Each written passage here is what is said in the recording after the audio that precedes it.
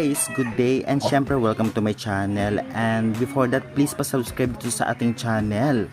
Well, ngayon nga ay talagang trending at pinag-uusapan about nga sa sinabi nitong si Angie Locsin dito kay Robin Padilla. Well, kaya syempre pa-subscribe at atin ang sisimulan. Narito nga, syempre usap-usapan ngayon sa social media ang napakatapang at napakasakit na open letter na nag-iisang real life Darna na si Angie Locsin para sa kanyang kuya na si Senator Robin Padilla. Oh my God, tinawagan niyang kuya itong si Robin. Grabing pagbubulabog ito dahil diretsahang sinabi ito ni Angie Locsin na tama na kuya, gising na, hindi pa huli ang lahat. Well, maraming ng reaksyon ito sa social media at samot-sari talagang komento ang natanggap nitong si Angie Locsin, hindi lamang pangbabash at meron din sumuporta sa kanya. At hindi lang yan, ano nga ba ang pinag-ugatan nito at bakit umabot sa ganito ang dating magkaibigan? Alamin natin ang buong detalye. Kaya syempre guys, pa-like and subscribe ulit ng ating channel at ating ipagpapatuloy. Nagsimula ang lahat nitong nakaraang Martes, July 14 sa gitna ng mainit na impeachment trial laban kay Vice President Sara Duterte. Habang nagtatanong si Senador Robin Padilla dito nga sa pagdinig, bigla siyang nagbitiw ng salitang at sinabing, "Komunista po ako." Grabe ito. Siyempre, dito na hindi nakatiis si Angie Locsin, gumawa siya ng isang mahabang open letter kung saan isa-isa niyang hinimay-himay ang mga naging aksyon ng senador. Panoorin at pakinggan nyo ang apat na pinakamatinding banat ni Angie Locsin dito kay Robin Padilla. Una nga dito ay ang red tagging. Matatandaan natin na noong mga nakaraang taon, grabing pangbabatikos at red tagging ang dinanas ni Angie Locsin at ng kanyang pamilya mula sa mga opisyal ng militar, na ibig sabihin pinararatangan silang kakampi ng mga rebelde. Ang buwalta ni Angel ngayon kay Robin, nasaan ka nung nire-red tag ako? Ayon kay Angel, habang nire-red tag siya, kausap pa umano ni Robin ang mga opisyal na gumagawa nito sa kanya.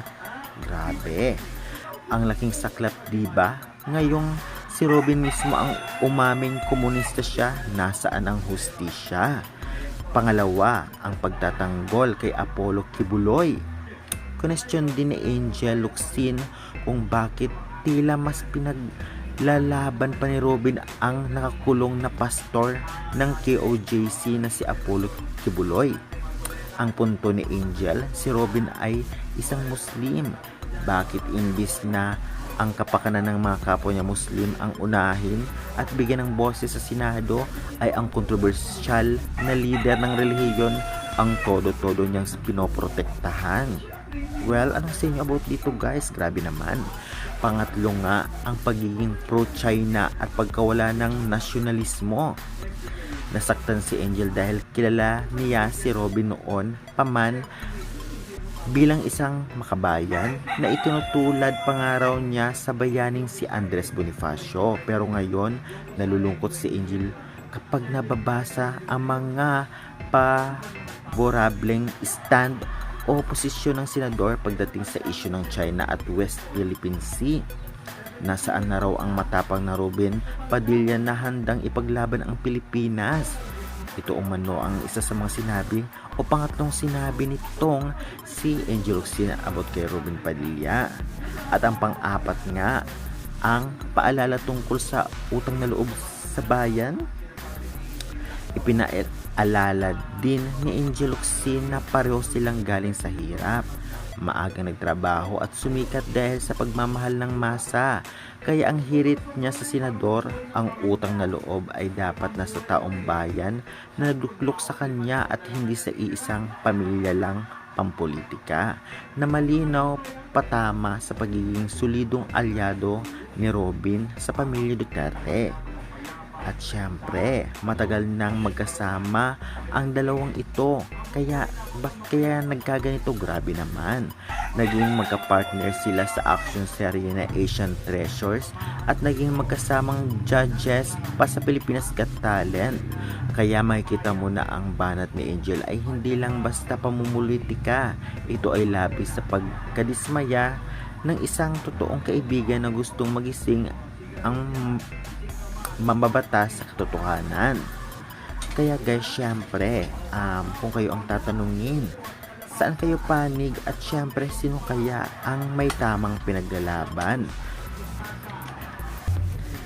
Nasasayangan din ba kayo sa pagkakaibigan ng dalawa? Dahil alam naman natin ang ganitong sitwasyon ay mahirap mapagbati o medyo matagal pagbatiin, lalong lalo pa alam naman natin mga artista sila at saka may mga pinagsamahan. Grabe, talaga masasabi nga natin na masakit sa kalooban ng dalawang ito na talagang magkaaway o di naman hindi magkasundo sa kanilang pinaglalaban. Kaya alam naman natin na sa ngayon nga ay wala ng trabahong pag-aarte o pagiging artista itong si Ruben dahil tutok siya sa Senado, at samantalang si Angel Locsin ay wala na rin masyado o hindi na natin nakikita sa telebisyon dahil nga parang tumigil na rin at talagang nag-focus na rin sa pamilya. Kaya ganon talaga ang buhay, talagang sa ganitong mga sitwasyon ay malabo talaga magkasundo agad-agad, lalong lalo pa alam naman natin na medyo malalim din ang pinagdaanan ng dalawang to, especially si Angel. Kaya naman hindi siya nakapagtimpi na magsalita talaga sa madla sa kanyang mga post sa social media. Kaya naman syempre pinag-uusapan siya ng taong bayan. Ganun pa man, marami din ang talagang sumuporta pa rin kay Robin Padilla at marami ring bash ang natanggap ni Angel Locsin kung ating titignan sa social media. Kaya naman talagang makikita natin o mapapaisip tayo kung sino nga ba sa dalawa ang tama. Well, kung nasa sitwasyon ba kayo ng dalawa, kung nasa sitwasyon ka ni Angel Locsin, sasabihin mo ba ang mga ganyang mga pananalita sa dati mong kaibigan na si Robin Padilla? O di naman kaya kung ikaw si Robin Padilla, masasaktan ka ba sa mga sinabi ni Angel Locsin sa iyo, lalong lalo pa may pinagsamahan na? Well, syempre dapat nating alamin yan lahat. Kaya naman guys, pa-subscribe na lang at pa-share ng ating video at syempre pa-like and comment your thoughts kung ano ang gusto nyo sabihin, kung sino ba ang tama sa dalawa. Okay, hanggang dyan lang muna po ang ating update. Maraming salamat. Hanggang sa muli. Babush and God bless. Subscribe na.